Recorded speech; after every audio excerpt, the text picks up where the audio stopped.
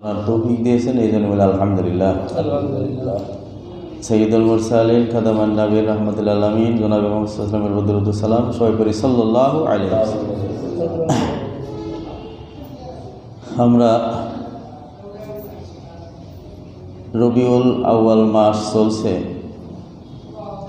আজকে 19 তারিখ। তো রবিউল আউয়াল মাসের আলোচনা গত সপ্তাহে আমি করেছি।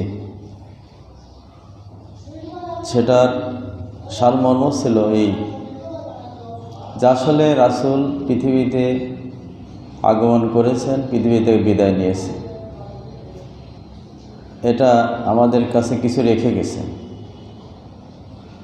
যেটা রেখে গেছেন সেটা যদি আমরা হেফাজত করে আমল করি,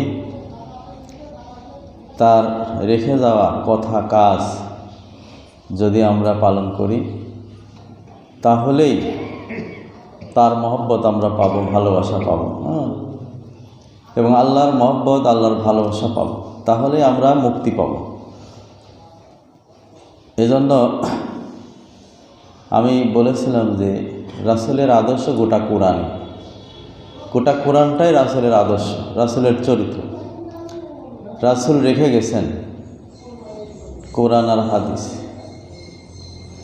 বিদায় হজের ভাষণে গত সপ্তাহে তো আলোচনা করেছে আগমন, প্রস্থান নিয়ে তো আলোচনা করতে পারিনি। যতছ রবিউল আউয়াল মাসে আসলেন, রবিউল আউয়াল মাসেই আল্লাহ রাসূল বিদায় নিলেন। কিন্তু দেখা যাচ্ছে যে আলোচনা, আগমনের আলোচনা আমরা যেটা করি, সেটার চেয়ে মূল্যবান হচ্ছে শেষের কথাগুলো, যে আল্লাহ রাসূল চলে যাওয়ার সময় কী বলে গেল। আর রাসূল বিদায়ের আগে, বিদায় হজের ভাষণে আল্লাহ রাসূল বলে গেলেন যে আমি তো চলে যাচ্ছি, কিন্তু আমি দুইটা জিনিস রেখে যাচ্ছি। তারাকতু ফিকুমুল আমরাইন লান তাদিল্লু ইন তামাসসাকতুমা বিহিমা কিতাবুল্লাহি ওয়া সুন্নতি। আমি চলে যাচ্ছি, কিন্তু বিদায় হজের ভাষণে আল্লাহ হয়তো আগামী বছর আর তোমাদের সাথে আর সাক্ষাৎ হবে না, এটাই আমার শেষ সাক্ষাৎ। তো এজন্য তোমাদেরকে উপদেশ দিয়ে যাচ্ছি যে দুইটা জিনিস রেখে গেলাম। লান তাদিল্লু, তোমরা কখনোই পথভ্রষ্ট হবে না, গোমরা হবে না। শয়তান তোমাদেরকে পথভ্রষ্ট করতে পারবে না, গোমরাও করতে পারবে না, যদি তোমরা ইন তামাসসাকতুম বিহিমা, যদি এই দুইটা জিনিস শক্ত করে ধরো। ইন তামাসসাকতুম শব্দের অর্থ হচ্ছে বাবে তাফাউল, এটার খাসিয়াত হচ্ছে শক্ত করে ধরা, মানে এমনভাবে ধরবে যাতে ছুটে না যায়। এটার দ্বারা আবার এটা বোঝা যাবে না যে কোরআন এবং হাদিস শক্ত করে হাত দিয়ে ধরে রাখলেন, তা কিন্তু না। এর অর্থ হচ্ছে এই কোরআনে আল্লাহ কি বলেছে এটা জানে সেটা আমল করা, যাতে ছুটে না যায়। কোরআনের আমল যদি ছুটে না যায়, রাসূলের হাদিস, রাসূলের নির্দেশ যেন ছুটে না যায়, আমার ব্যক্তিগত জীবনে, পারিবারিক জীবনে যেন আমি আমল করতে পারি, এইভাবে আটকে ধরার কথা হয়েছে। কিন্তু দেখা যাচ্ছে যে আমরা এই দুইটা জিনিসই তো ছেড়েছি, দুইটা জিনিসই ছাড়ছি, কোরআনও ছাড়ছি, হাদিসও ছাড়ছি। কোরআন হাদিস ছাড়িয়ে দিয়ে আমরা অনেক ইসলামের মধ্যে অনেক কিছু বানাইছি, যার কারণে আমরা আজকে পথভ্রষ্ট। আমরা মনে করতেছি যে আমরা সঠিক পথে আছি, কিন্তু আসলে নাই। কারণ শয়তান আমাদেরকে মানে কোরআনের জ্ঞান অর্জন করা ছিল আমাদের 1 নম্বর কাজ, কিন্তু শয়তান ওটা থেকেই আমাদেরকে দূরে নিয়েছে।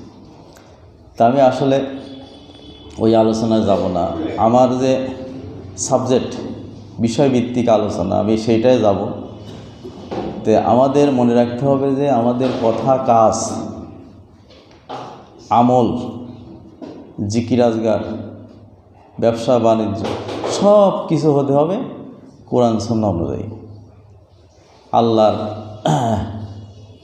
নির্দেশ অনুযায়ী হতে হবে, রাসূলের নির্দেশ অনুযায়ী হতে হবে।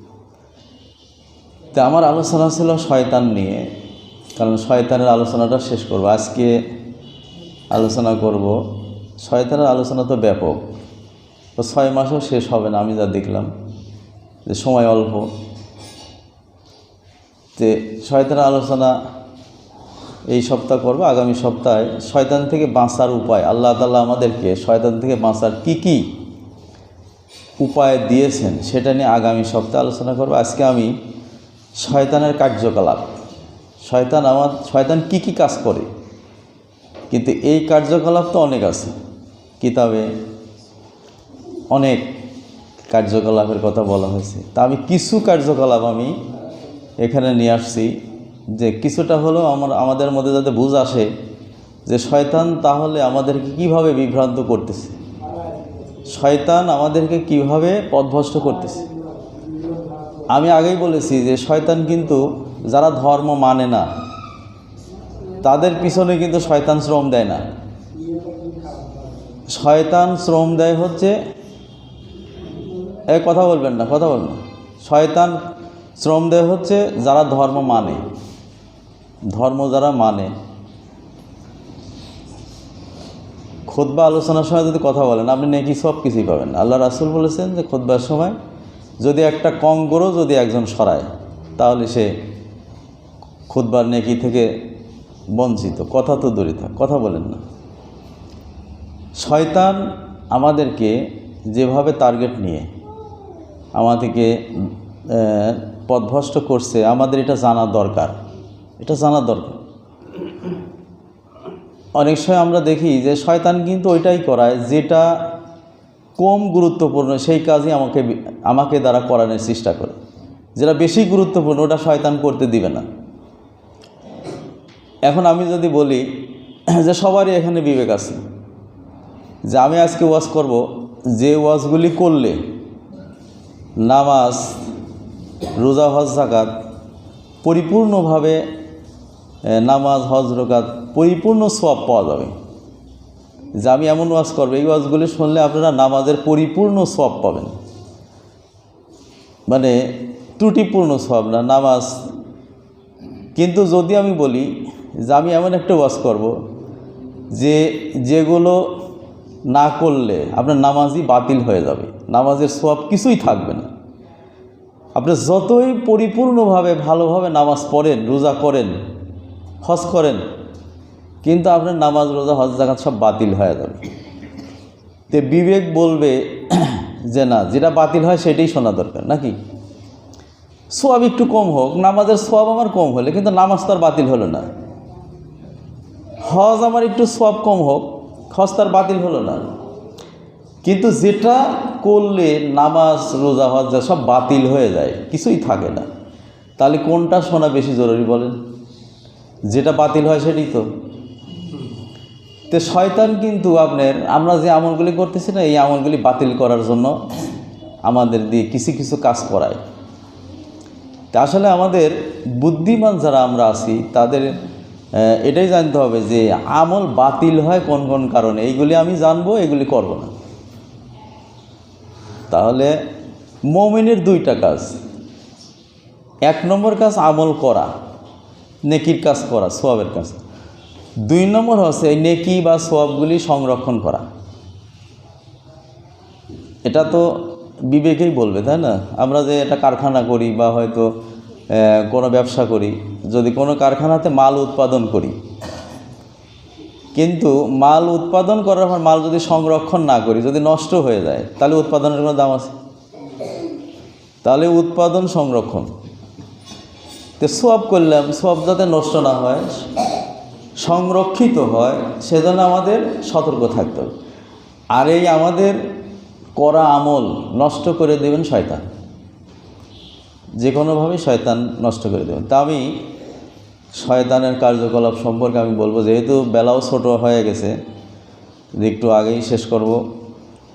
তো এখন 1 নম্বর কাজ, এটা আমার নোট, কোরআন হাদিস থেকে আমি নোট করছি, যে সবই গুরুত্বপূর্ণ। যদি 10টা পয়েন্ট বলতে যাওয়া যায়, 10টা পয়েন্টই গুরুত্বপূর্ণ, 10টাতে একবারে বলা যাবে না, সিরিয়াল মতোই তো বলতে হবে।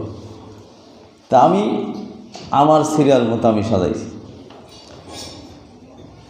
শয়তান মানুষকে দেখে, কিন্তু মানুষ শয়তানকে দেখে না, এটা তো আমরা জানি। আচ্ছা বলেন তো, আমরা কি শয়তানকে দেখতেছি? কিন্তু শয়তান কিন্তু আমাদেরকে দেখে। আল্লাহ তাআলা বলেন সূরা আরাফের 27 নম্বর আয়াতে এই কথাটা বলে দিয়েছে যে তোমাদের কত সতর্ক হতে হবে যে শয়তান তোমাদের দেখে অথচ তোমরা দেখো না। যে জিনিস দেখা যায় না সেই জিনিস সম্পর্কে কত গভীর সূক্ষ্ম সতর্ক থাকতে হবে না, যে দেখাই যায় না। দেখা গেলে তাও তো একটা কথা হয় যে শয়তানকে তো দেখা যায়, সামনে আসলেই তো আমি সতর্ক হব। কিন্তু যাকে দেখা যায় না সে এসে আমাকে কিভাবে সতর্ক মানে পথভ্রষ্ট করছে আমার তো এটা জানা দরকার। আল্লাহ তাআলা বলছে ইন্নাহু ইয়ারাকুম, নিশ্চয় শয়তান তোমাদেরকে দেখে, ওয়া হুয়া কাবিলুহু মিন হাইসু লা তারাউনাহুম, কিন্তু ওই শয়তান এবং শয়তানের দলবল পৃথিবীর পর ছড়িয়ে আছে। লা তারাউনাহুম, আল্লাহ বলছে শয়তানকে তোমরা দেখতে পারবে না, দেখো না। ইন্না জাআলনা শায়াতিনা আউলিয়া, তবে আমি শয়তানকে ওই সকল লোকদের জন্য আমি বন্ধু বানিয়ে দিছি। আল্লাহ তাআলা নিজেই বলছে যে ওই সকল লোকদের জন্য আমি শয়তানকে বন্ধু বানিয়ে দিছি। বন্ধু, তাহলে শয়তানের বন্ধু কে কারা এই আয়াত দ্বারা প্রমাণ হচ্ছে। শয়তানের বন্ধু, এখন আমি যদি বলি, আমাকে যদি কেউ বলে আপনি কি শয়তানের বন্ধু, না না না আমি শয়তানের বন্ধু না, কিন্তু আমি এমন কাজ করতেছি কোরআনের আয়াত অনুযায়ী শয়তানের বন্ধু। লিল্লাযীনা লা ইউমিনুন, যে ঈমান আনে নাই, আল্লাহকে বিশ্বাস করে না, রাসূলকে বিশ্বাস করে না, তে বলছে তাদের জন্য আমি শয়তান বন্ধু বানাই দিছি। তা আমাদের দেশে অনেক মুসলিমই আছে, মানে মুসলমানের ঘরে জন্মগ্রহণ করেছে কিন্তু ইসলাম আমার মধ্যে নাই, ইসলাম নাই। তো এই শয়তানের বন্ধু কারা? যারা ঈমান আনে নাই। ঈমানের আবার 6টা রোকন আছে, এটাতে ব্যাখ্যা করতে গেলে আরও সময়ের দরকার। 6টা রোকন আছে, যে 6টা রোকন যার মধ্যে আছে সেই ঈমান আনে। হ্যাঁ, কারণ আমি মাঝে মাঝে বলি যে আমরা এমন মুসলমান যে আমরা ঈমান সম্পর্কেও কিছু জানি না, আমল সম্পর্কে জানি, কিন্তু আমরা সারা পৃথিবী সম্পর্কে জানি, সারা পৃথিবী সম্পর্কে জানি, কিন্তু ঈমানের 6টা রোকন এটা জানি না। হ্যাঁ, তো এটা হলো আমাদের সদিচ্ছার অভাব। যে জানতে চাবে সে অবশ্যই জানবে, আমরা তো জানতে চাই না। হ্যাঁ, জানার ইচ্ছা থাকা লাগবে।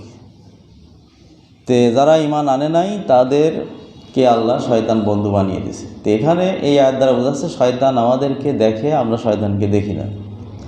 2 নম্বর, শয়তান মানুষকে সৎপথ থেকে দূরে সরিয়ে দেয়। সৎপথ বলতে বোঝায় সিরাতাল মুস্তাকিমের পথ। আর এই সিরাতাল মুস্তাকিম কাকে বলা হয়? ওয়া আন্না হাজিহি সিরাতাল মুস্তাকিম, আল্লাহ বলছে যে এই যে আল্লাহ রাসূল এর আগে বলেছি যে একটা সোজা রেখা টেনে বললেন যে এইটাই সিরাতাল মুস্তাকিম। ডানে বামে যে রাস্তাগুলি আছে এগুলো শয়তানের রাস্তা। তো সিরাতাল মুস্তাকিমের অর্থ বলা হয়েছে যে আল কোরআন, কোরআনটাই সিরাতাল মুস্তাকিম। ইসলাম এবং দ্বীনুল হক। সিরাতাল মুস্তাকিমের ব্যাখ্যা হচ্ছে 3টা। আসলে মূল কোরআনের মধ্যে ইসলাম আছে, কোরআনের মধ্যে দ্বীনুল হক আছে। তো এই কোরআনটাই সিরাতাল মুস্তাকিম। তো এই যে এইটাই হলো সৎপথ, কোরআনের বিধানই হচ্ছে সৎপথ। তো শয়তান এই সৎপথ থেকে মানুষকে দূরে নিয়ে যায়। কোরআনে আল্লাহ সূরা নিসা 60 নম্বর আয়াত, ওয়া ইউরিদু শাইতানু আইয়ুদিল্লাহুম দালালাম বাঈদা। এটা বলতেছে যে শয়তান চায় যে মানুষকে পথভ্রষ্ট করতে চায়। এই দাল্লা শব্দের অর্থ হচ্ছে পথ হারানো, দাল্লা। এখন আমি ঢাকা যাব, ঢাকার ভিতর যে এক গলি দিয়ে হাঁটতেছি, পথ হারায় গেছি। এই যে পথ হারালেন, যে পথে যাব সেই পথে না যে অন্য পথে যাওয়াকে বলা হয় দাল্লা। মানে সঠিক পথটা ভুলে দেওয়া বা হারিয়ে দেওয়া। তো এখানে শয়তান, আল্লাহ বলছে শয়তান মানুষকে পথ হারায় দেয়। দালালাম বাঈদা মানে এমনভাবে সুদূর সুদূর প্রসারিত পথ, মানে যেটা সঠিক পথ সেই পথ থেকে অনেক দূরে ভ্রান্ত পথে নিয়ে চলে যায়। আমরা তো এই পথ হারাইছি, কিন্তু আমরা মনে করি যে সৎ পথেই আছি। মানুষ যখন ভুল পথে চলে তখন কিন্তু সে মনে করে না যে আমি ভুল পথে চলছি, কিন্তু হাঁটতে হাঁটতে চলতে চলতে যখন গন্তব্যে চলে যায় তখন বোঝে যে হায় রে আল্লাহ, কোন পথে আসছি। তা আমরাও ঠিক তাই, ধর্ম মানছি, ধর্মের বিষয়ে মানতেছি, ধর্ম তো পালন করতেছি, নামাজ রোজা হজ জাকাত অনেক কিছু তো করতেছি, কিন্তু দেখা যাচ্ছে যে এই পথটা আসলে সঠিক কিনা। হ্যাঁ, কারণ প্রথমেই বিদায় হজে আল্লাহ রাসূল বলে গেল যে দাল্লাহ, তুমি পথভ্রষ্ট হবে না, পথ হারাবে না যদি তুমি কোরআন এবং হাদিস ধরো। তো কোরআন হাদিস ধরা বাদ দিলেই কিন্তু পথ হারায় দাও। কোরআন হাদিসের বিপরীত যত কাজ আছে, পথ আছে, সবই ভ্রান্ত পথ, সঠিক পথ না ওইটা। তো এখন আমার কোরআন হাদিস জানা লাগবে, জানিয়ে দেখা লাগবে যে আমি যেটা করতেছি এটা কোরআন হাদিস অনুযায়ী হচ্ছে না বিপরীত হচ্ছে। যদি কোরআন হাদিস অনুযায়ী তাহলে আমি সঠিক পথের উপর আছি, আর যদি কোরআন হাদিসের বাইরে হয় তাহলে বোঝা লাগবে যে আমি সঠিক পথে নাই এবং শয়তান আমাকে ওই পথেই নিয়ে যাচ্ছে। তো ব্যাখ্যা করার সময় নেই, এর এক একটা আয়াতের পিছনে আবার অনেক আয়াত আছে, হাদিস আছে, আমি শুধু পয়েন্ট অর্ডার করছি। 3 নম্বর কাজ, শয়তান জাহান্নামের দিকে ডাকে। শয়তানের কাজই মানুষকে জাহান্নামের দিকে ডাকে। সূরা ফাতির 6 নম্বর আয়াত আল্লাহ বলছে ইন্না শাইতানা লাকুম আদুব্বুন, শয়তান তোমাদের শত্রু। আল্লাহ বলছে যে শয়তান তোমাদের শত্রু, ফাত্তাখিজুহু আদুব্বান, এবং শয়তানকে শত্রু হিসাবেই ধরো। এই আয়াতের ব্যাখ্যাও আমি করেছি যে আমরা এটা জানি শয়তান আমাদের শত্রু, কিন্তু শয়তানকে শত্রু হিসাবে আমরা গ্রহণ করতে পারি না, কারণ বন্ধু হিসাবেই গ্রহণ করছি। শয়তানকে শত্রু হিসাবে গ্রহণ করি নাই। কেন করি নাই? শয়তান তো আমি চিনি না, জানি না শয়তানের কাজ কি, শয়তানের ক্ষমতা কি, শয়তানের দলবল কি আছে, শয়তান আমাকে কোন পথ দিয়ে আক্রমণ করবে, কিভাবে আমাকে ধ্বংস করবে, এটা কিন্তু আমরা জানি না। শয়তান কতভাবে যে মানুষকে ধোঁকা দেয়, যেমন ধরেন যে ইমাম গাজ্জালি রহিমাহুল্লাহ, আপনারা নাম শুনেছেন, সে একজন বড় মাপের একজন আলেম ছিলেন। এবং ইমাম গাজ্জালি রহিমাহুল্লাহ একদিন বসে আছে, তো শয়তান চিন্তা করলে যে হুজুরকে একটু বিভ্রান্ত করার দরকার। হ্যাঁ, তাই সে বলতেছে যে হুজুর ওঠেন, বুরাক নিয়ে এসেছি, আপনার মিরাজে যাওয়া লাগবে, আপনি বুরাকে ওঠেন। শয়তান একটা নকল বুরাক বানায় বলছে যে আপনি বুরাকে ওঠেন। তো ইমাম গাজ্জালি বলছে যে আচ্ছা তুমি বুরাক নিয়ে থাকো, দেখি নবীরা ছাড়া কোনো লোকের মিরাজ আছে কিনা বা বুরাকে ওঠার কোনো অনুমতি আছে কিনা। কারণ শয়তান দেখলো যে তাহলে তো আর ঠকাবের পারলাম না। হ্যাঁ, তো তারপরে বলতেছে যে হুজুর আপনি বেঁচে গেলেন, আপনার এলেম ছিল তাই এলেমের জোরে আপনি বাঁচলেন। তো ইমাম গাজ্জালি বলছে যে এখন কে বুঝলাম তুই শয়তান, দূর হ এখান থেকে। শয়তান কথা করে, এলেমের জোরে আমি বাঁচি নাই, আমি বাঁচি আল্লাহর রহমতে, আল্লাহর দয়া আমি বাঁচছি। তখন শয়তান বলছে এবারও আপনি বেঁচে গেলেন, যদি বলতেন এলেমের জোরে বেঁচেছি তাহলে আপনাকে আমরা পথভ্রষ্ট করে ফেলতাম।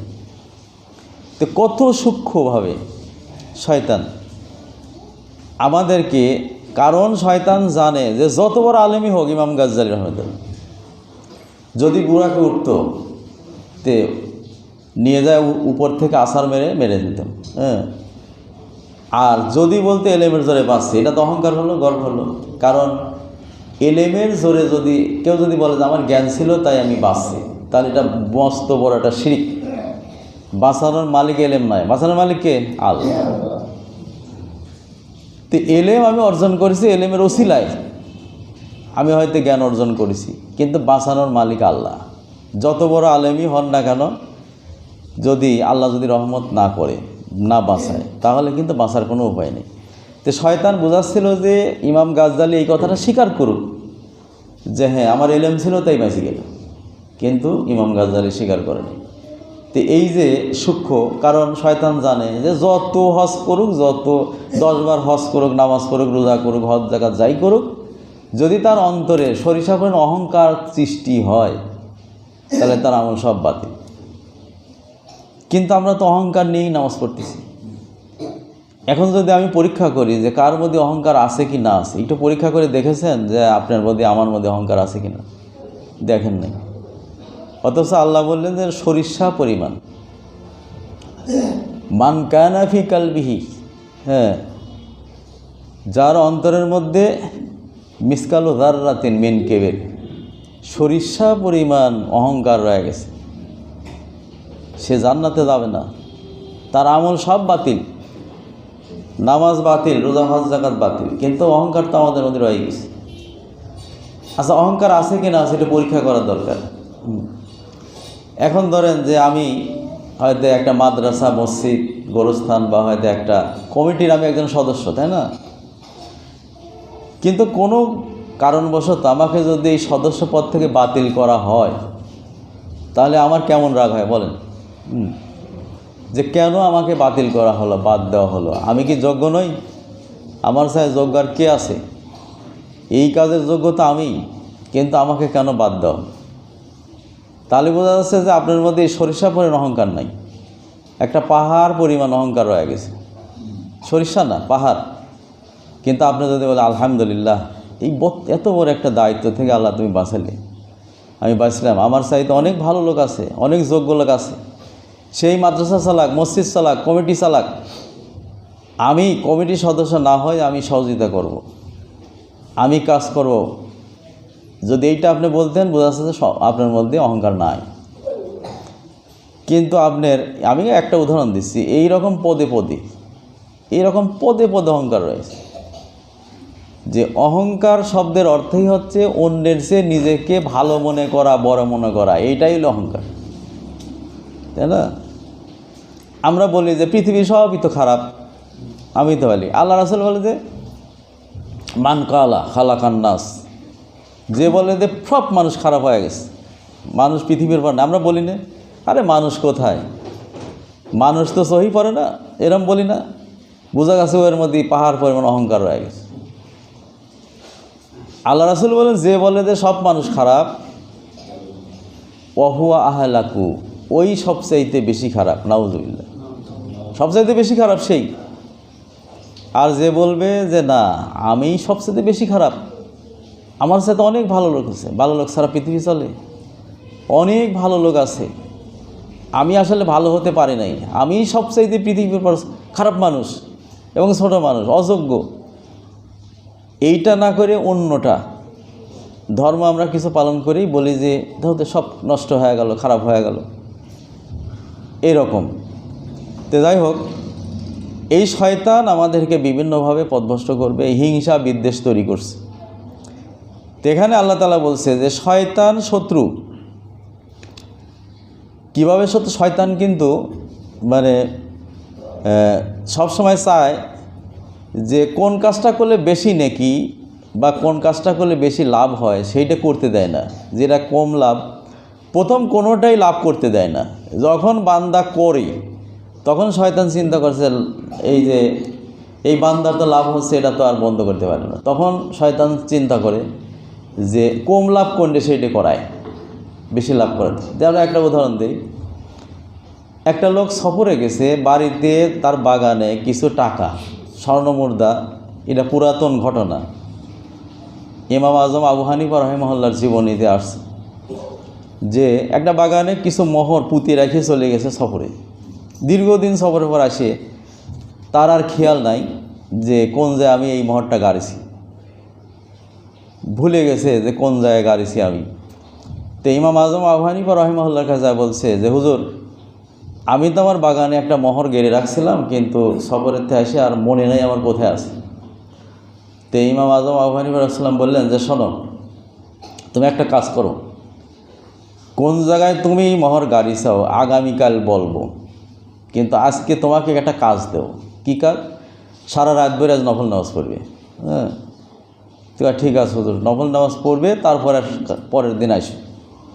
তে যায় সারা রাত নফল নামাজ পড়া শুরু করছে, 1 রাকাত নামাজ পড়ছে, পড়ার পরই মনে হয়ে গেছে আমি ওই জায়গায় গাড়ছি। তো এখন যখনই মনে হয়ে গেছে তখনকার নামাজ পড়ে না। তো 1 রাকাত নামাজ পড়ে মনে হয়েছে, আর নামাজ পড়ে নাই। সকালবেলা এসে হুজুর আপনি সারা রাত নামাজ পড়তে বললেন, 1 রাকাত নামাজ পড়লেন, আর আমার মনে হয়ে গেল অন্তরের মধ্যে যে ওই যে আমি গাড়ছি। তো ইমাম আবু হানিফা রাহিমাহুল্লাহ বললেন যে শয়তান তোমাকে নামাজ পড়তে দিবে না, এই জন্যই শয়তানই স্মরণ করায় দিল যে ওই মোহরের চাইতেই সারা রাত নামাজ পড়লে বেশি নেকি হবে, অতএব নামাজ পড়তে দেব না, মোহরের কথাটা স্মরণ করায় দিছে। হ্যাঁ, তাহলে শয়তানের চক্রান্ত কত, আমরা কিন্তু এটা বুঝি না। এরকম আমরা কত যে ধোঁকা খাচ্ছি, কারণ শয়তানের গোপন অস্ত্র, গোপন ষড়যন্ত্র, গোপন হাতিয়ার হলো 3টা। এটা মনে রাখবেন, কিন্তু আমি কিন্তু আলোচনা শেষ করে পারবো না। হ্যাঁ, কারণ ব্যাখ্যা না করলে হয় না। পয়েন্ট তো লিখে আনিছিলাম অনেক,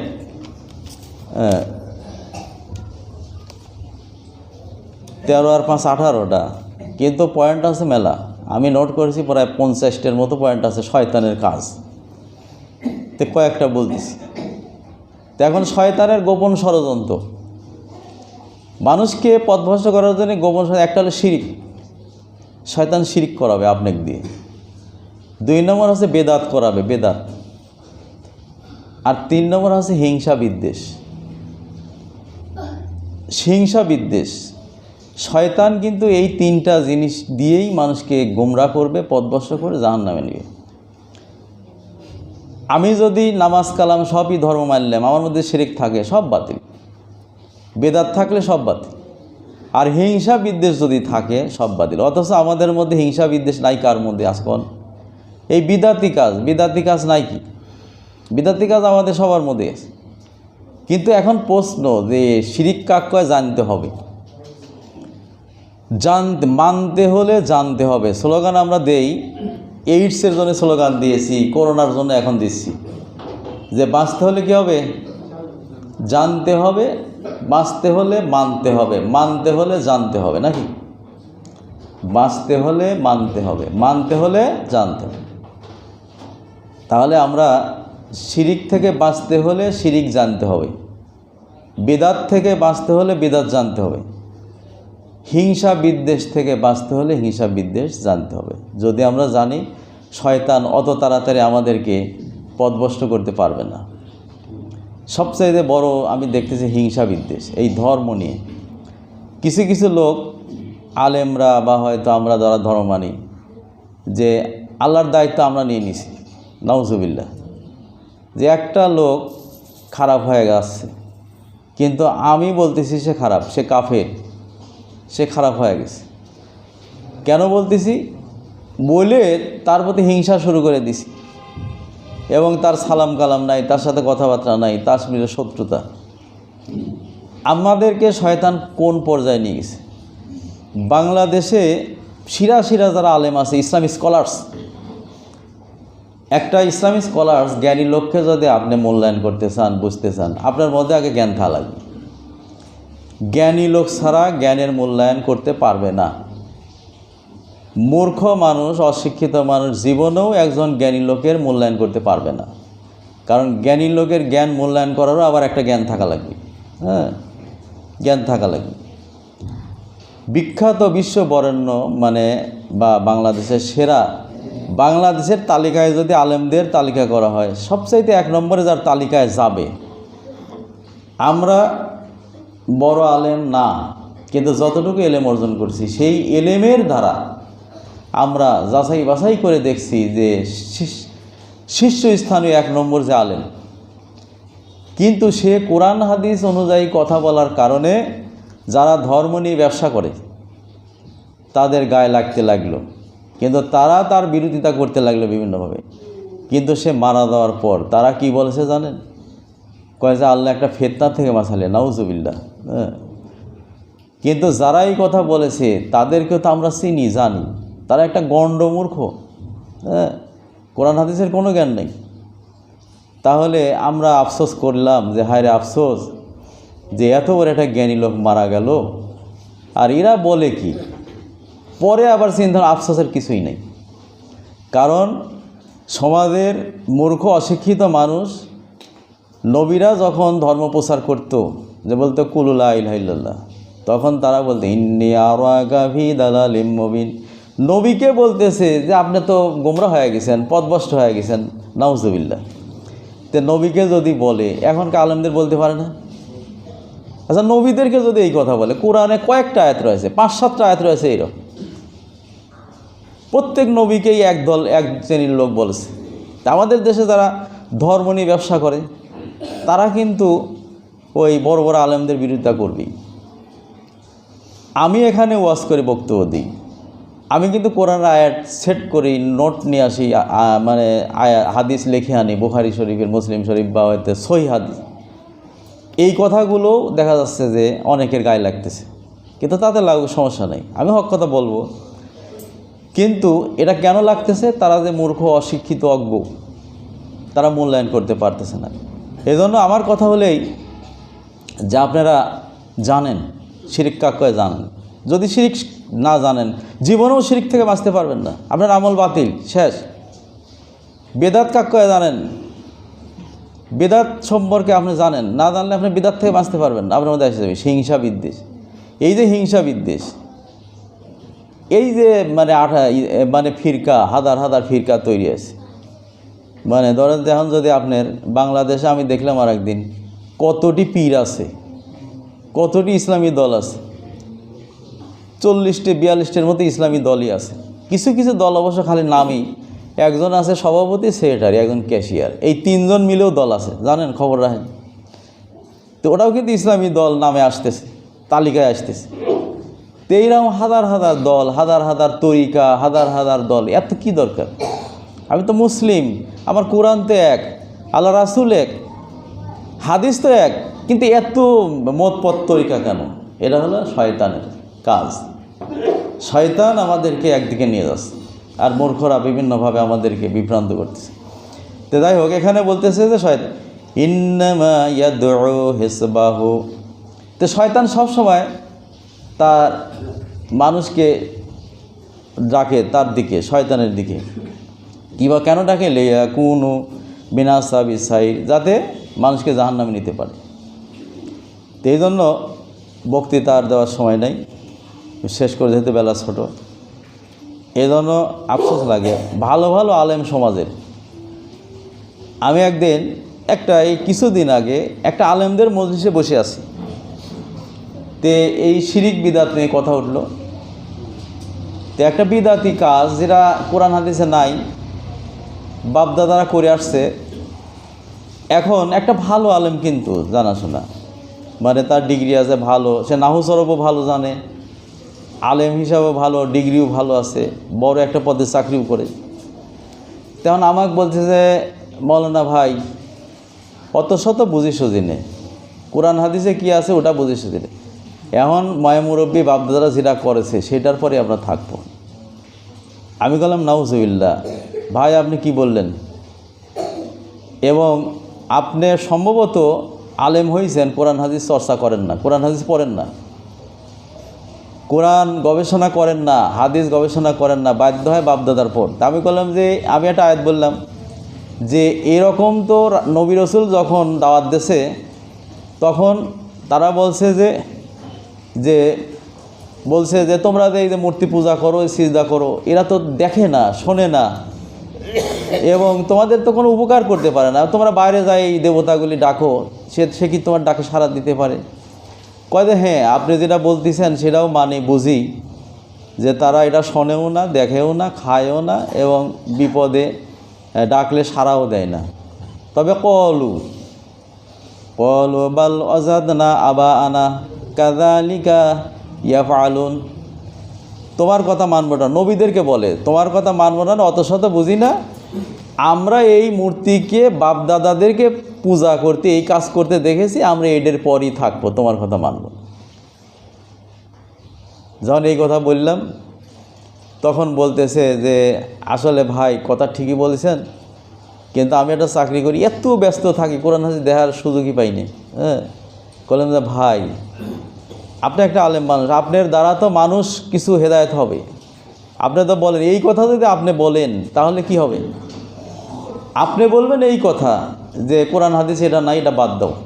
হ্যাঁ, কোরআন হাদিসে এটা আছে, এটা করো। তো সমাজের অবস্থা এরকম হয়েছে।